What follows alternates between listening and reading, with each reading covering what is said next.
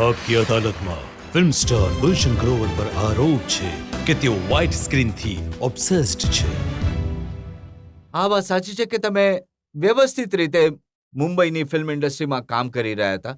350 ફિલ્મોમાં તમને કામ કરવાની તક મળી, પણ તમારું જે ઓબ્સેશન છે એ હોલિવૂડની ફિલ્મો સાથે છે, વ્હાઇટ સ્કિનના લોકો સાથે છે. જો મેં આવનારા લોકો માટે એક નવો રસ્તો ખોલ્યો કે અહીંયા સક્સેસફુલ થયા પછી પણ અહીંયા આપણા ઘર બહાર આપણી ફિલ્મ ઇન્ડસ્ટ્રીને છોડ્યા વગર હું પરદેશમાં ગયો. પરદેશમાં જઈને એ લોકોને મેં કન્વિન્સ કર્યા કે Indian actor are also capable of acting in international films. કારણ કે એમને આ વાતનો પણ વિશ્વાસ નહીં હતો કે જે રીતની આપણી ફિલ્મોમાં એક્ટિંગ થાય છે, બહુ લાઉડ એક્ટિંગ થાય છે, એ વાતનો વિશ્વાસ નહીં હતો કે આપણે સારું અંગ્રેજી બોલી શકીએ છીએ કે નથી બોલી શકતા. જો મેં ત્યાં જઈને એ લોકોને કન્વિન્સ કર્યા, મારા માટે તો રસ્તો ખોલ્યો જ છે, એની સાથે સાથે આવનારા ઘણા બધા લોકો માટે રસ્તો ખોલ્યો છે અને આપણી એ ફિલ્મ ઇન્ડસ્ટ્રીને ટેલેન્ટ, આપણી ફિલ્મ ઇન્ડસ્ટ્રી વિશે એમને અવેર કરાવ્યા. જો આને તમે વ્હાઇટ સ્કિન ઓબ્સેશન કહો છો તો તમે એને કંઈ પણ કહો, હું આ વાતને ખરાબ નથી માનતો. હું આને પ્રોગ્રેસ માનું છું, હું આને લોજિકલ ગ્રોથ માનું પણ છું. ગુલશનજી, એ સાચું નથી કે ત્યાં ફિલ્મોમાં રોલ મેળવવા માટે તમને કોમ્પ્રોમાઇઝ કરવા પડ્યા? મેં સાંભળ્યું કે જ્યારે તમે પહેલી વાર ગયા તો તમારો પાસપોર્ટ રાખી લીધો, આઈ કાર્ડ રાખી લીધું કે કામ છોડીને ભાગી ન જાય. એવું છે, આ વાત તો તમે બિલકુલ સાચી કહી રહ્યા છો કે ઇમ્પ્રેશન એવી હતી પહેલી ફિલ્મ મેં જે કરી જંગલ બુક, તો મને ફોન પર કહેવાયું કે મિસ્ટર ગ્રોવર જેવા તમે આવશો તમે તમારો પાસપોર્ટ રાખી લઈશું, શૂટિંગ પત્યા પછી તમને આપી દઈશું. મેં કહ્યું બિલકુલ. જેવું હું પહોંચ્યો હું મળ્યો, પાસપોર્ટ આપી દીધો એમને. તો પાછળથી એમને પૂછ્યું અને 2-3 દિવસ એ લોકો મારા પર નજર પણ રાખી રહ્યા હતા કે આ સમયસર આવી રહ્યો છે કે નહીં, આનું બિહેવિયર કેવું છે. એનું કારણ છે મીડિયા, એનું કારણ છે જે બોલિવૂડના સ્ટાર્સના વિશે જે કિસ્સાઓ, વાર્તાઓ એમણે છાપાઓમાં વાંચ્યા છે કે સાંભળ્યા છે કે દે કાન્ટ બી રિલાયડ, એમની ટાઈમિંગનો પ્રોબ્લેમ છે. એ તો ક્યારે પણ રાત્રે ઉઠીને કહી શકે છે, ઓ આઈ એમ ગોઈંગ ટુ ઇન્ડિયા, મને બસ ગર્લફ્રેન્ડની યાદ આવી રહી છે, મારા હાથના જમવાની યાદ આવી રહી છે, તો અહીંયા તો શૂટિંગ અટકી જશે. તો આવા કિસ્સો સાંભળે છે. તો આ બધા ડરને કારણે એમણે મારો પાસપોર્ટ રાખ્યો. અને આ હ્યુમિલેશનની વાત નથી. જ્યારે એમણે મારી સાથે કામ કર્યું તો એ પ્રૂવ થયું કે the Indian Bollywood actors are also professional, also extremely talented and can be A relied. પણ સાચું છે કે ત્યાં કામ કરતા કરતા તમને એમણે એક્ટરથી વધારે એજન્ટ બનાવી દીધા. અરે ભાઈ, મને તો લાગે છે કે અહીંયાની સરકારે મને કંઈક ઇનામ આપવું જોઈએ, કંઈક ઓનર આપવી જોઈએ four being ambassador of India. તમને કહ્યું કે બ્રેડ પિટ માટે હિરોઈન શોધી આપો. હવે હું કંઈ બોલિવૂડ માટે કામ કરું છું, એ મને ઓળખે છે, મારા વિશે માહિતી રાખે છે, મારા મિત્રો છે. ઘણીવાર મને ફોન કરીને, ઈમેલ કરીને પૂછે છે કે યાર ઇન્ડિયામાં આ રીતની શૂટિંગ થઈ શકે છે કે આ રીતની કોઈ હિરોઈન મળી શકે, જે આ રીતનો કોઈ ટેકનિશિયન મળી જશે. મને મારા માટે આ ગર્વની વાત છે, કારણ કે હું માનું છું આપણા દેશનું ટેલેન્ટ જે છે એ સાહેબ સૌથી સારું છે. વ્હાઇટ સ્કિન ઓબ્સેશનની વાત કરું છું તો હું એમની પણ વાત કરું છું જેમની સાથે તમારા ફોટા છપાય છે. ક્યારેક પેમેલા એન્ડરસન સાથે તમારો ફોટો છપાય છે, ક્યારેક ગોલ્ડી હોર્ન સાથે તમારો ફોટો છપાય છે.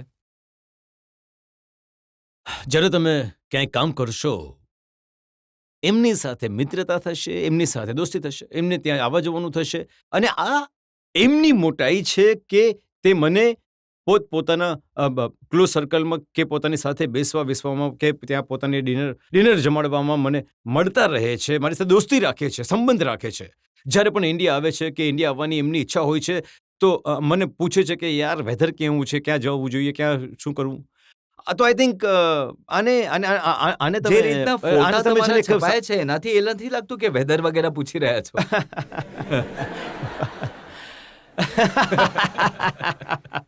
એનાથી તો લાગે છે કે તમે એમને વેધર પૂછી રહ્યા છો કે કપડાં આટલા ઓછા કેમ પહેર્યા છે.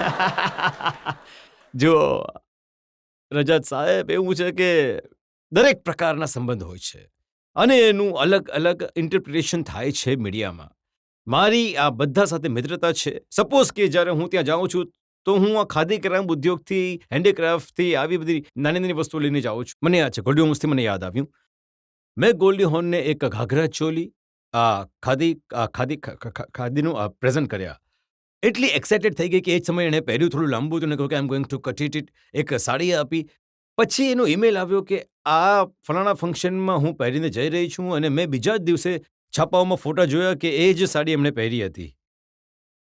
તો એ બેગ્સ, ગણેશજીના પેન્ડન્ટ, ઇન્ડિયન મ્યુઝિક, આ બધી વસ્તુઓ હું એમને ગિફ્ટમાં લઈ જઈને આપું છું, જેનાથી ડિસ્કશન નીકળે છે કે ક્યાંનું છે, કોણ બનાવે છે, કઈ રીતનું છે, આ રીતના ભગવાનોનો શું અર્થ છે. મેં સાંભળ્યું છે કે તમે પ્રિન્સ ચાર્લ્સને રામ નામના કુર્તા પહેરવા માટે આપ્યા છે. મેં પ્રિન્સ ચાર્લ્સને ઘણી બધી બોલિવૂડ ફિલ્મ્સ, હરે રામ હરે કૃષ્ણના જે આજકાલ ટ્રેન્ડી કુર્તા છે, જેના પર શું કહે છે કે મંત્ર લખેલા હોય છે, એ ઘણા બધા કુર્તા પ્રેઝન્ટ કર્યા છે.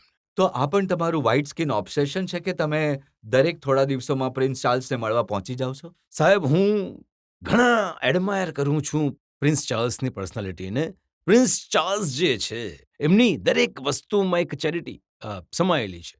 I am really fascinated by what he does. તમારા ફેસિનેશનને લઈને, આ ઓબ્સેશનને લઈને જનતાના મનમાં શું સવાલ છે, જરા લોકોને પૂછીએ, લોકો કઈ રીતે રિએક્ટ કરે જી. છે. જી હા, તમે પૂછો. હા, સર, મારો સવાલ છે, ઇન્ડિયન્સને પોતાની જાતે પ્રૂવ કરવાની જરૂર જ શું છે? તમે કહો છો કે તમને ગર્વ મહેસૂસ થાય છે. આપણે જ્યારે કોઈનાથી ઓછા નથી તો આપણે વિદેશમાં જઈને પોતાની જાતને કેમ પ્રૂવ કરીએ? હોલિવૂડથી આવીને કોઈ પોતાની જાતને અહીંયા પ્રૂવ નથી હજુ કરતું. સુધી તો શું છે કે કોઈ આપણે ત્યાંથી ગયું જ નથી. હવે હું જવા લાગ્યો છું તો ત્યાંથી પણ લોકો અહીંયા આવવા લાગ્યા છે. આ વાત હું તમને કહી દઉં, મારી પાસે દરેક કલાકારે ઈચ્છા જાહેર કરી છે કે યાર, હું બોલિવૂડ પિક્ચરમાં કામ કરવા ઈચ્છું છું. ગીતો ઘણા સરસ હોય છે એ પિક્ચરોના. હવે સડનલી એ જે છોકરીઓ ખબર નહીં ક્યાંથી આવી જાય છે, ડાન્સ કરવા લાગે છે, તો એમની પણ ઈચ્છા છે અહીંયા કામ કરવાની. તમે તમને ક્યારે નથી લાગતું કે ઘણા ખરાબ કામ થઈ ગયા, હવે ચાલો કંઈક સારા પણ કામ કરીએ? તમારું પોલિટિક્સમાં આવવાનું મન નથી થતું કારણ કે તમે કહો છો કે તમને દેશ પર, તમારી સાથે દેશવાસીઓનો પ્રેમ પણ તમારી સાથે તમને જીતાડશે. તો તમને ભલે તમે બહાર જઈને દેશમાં રહીને દેશની સેવા, જનતાની સેવા કરો, એવું નથી લાગતું તમને? Young man, I thought you are my friend. You look like my enemy. દુશ્મન છો મારા, કોઈ દુશ્મન દ્વારા મોકલાયેલા છો.